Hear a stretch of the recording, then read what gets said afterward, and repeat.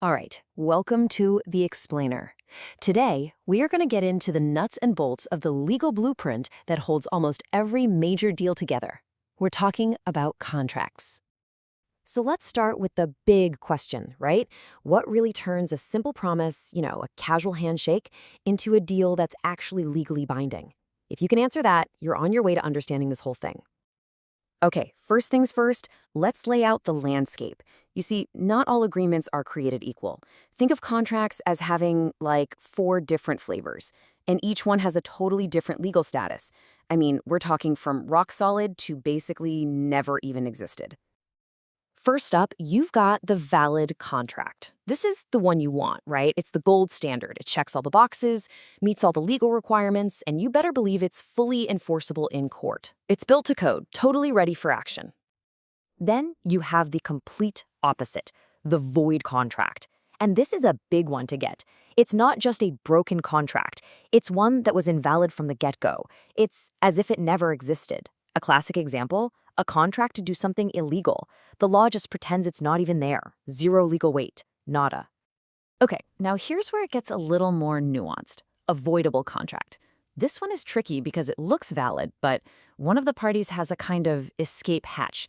They have the option to cancel it. The classic case is a contract made with a minor. That kid can choose to walk away, but the adults on the other side, they're stuck if the minor wants to go through with it. It's a protection mechanism, really. And finally, we've got the unenforceable contract. Now, this one's a bit of a ghost. It probably started out as a perfectly good, valid contract, but something happened along the way.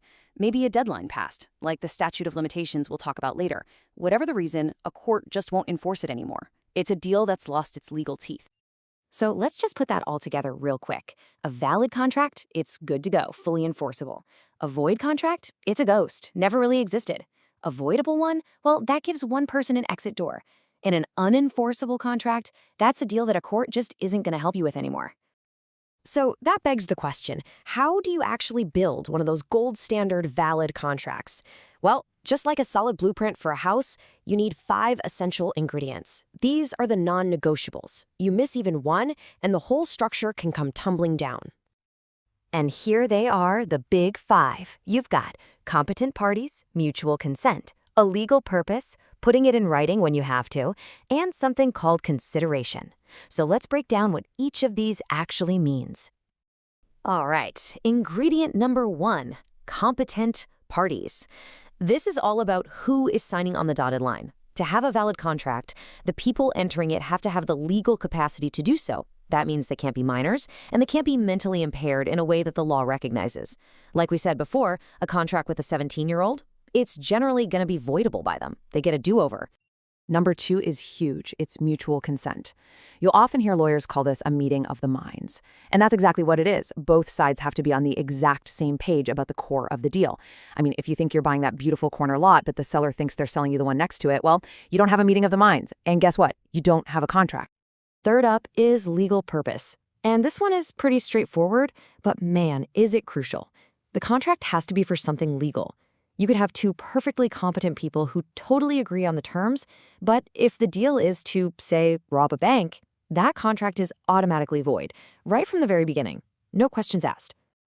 Okay, number 4, in writing. Now, here's a common misconception. Not every single contract needs to be in writing, but for some really important ones, it's an absolute must.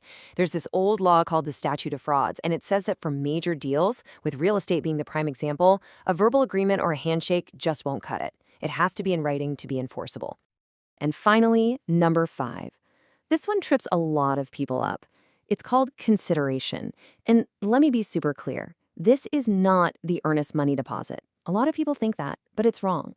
Consideration is simply the exchange of promises. It's the this for that at the heart of the deal. The buyer promises to pay the money, and the seller promises to hand over the property. That promise for a promise, that is the consideration. Okay, so we've got our 5 foundational pillars. Now let's talk about the structure that sits on top of them, because not all contracts are built the same way. You can think of it like traffic flow. Is the obligation a 2-way street, or is it just a 1-way deal? And the difference is pretty simple when you break it down. Most contracts you see, like for a home sale, are bilateral. It's a 2-way street. The buyer promises to buy, and the seller promises to sell. Both are obligated. But then you have a unilateral contract. Think of this as a one-way street. An option to buy is a perfect example. The seller makes a promise. I promise to sell you this house for this price if you decide you want it. But the buyer? They haven't promised anything. They can just walk away. Only one party is locked into a promise. So what happens when life happens?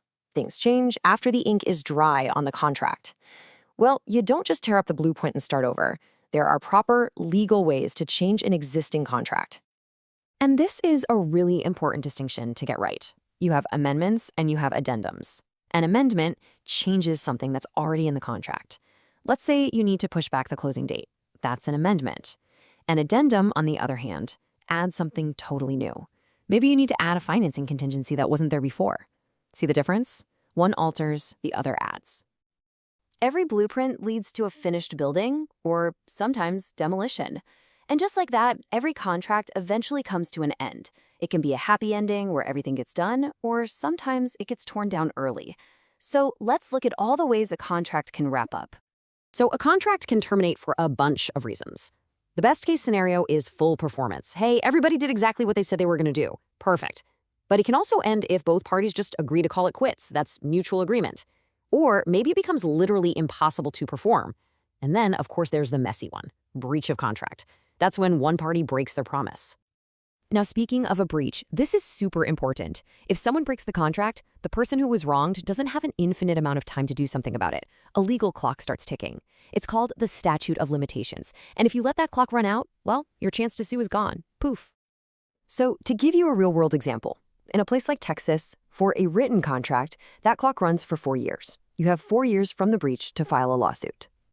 But what if your agreement was just verbal? A handshake deal? Well, that window gets sliced in half. You only have 2 years. It's a pretty powerful reminder of why getting things in writing is so important.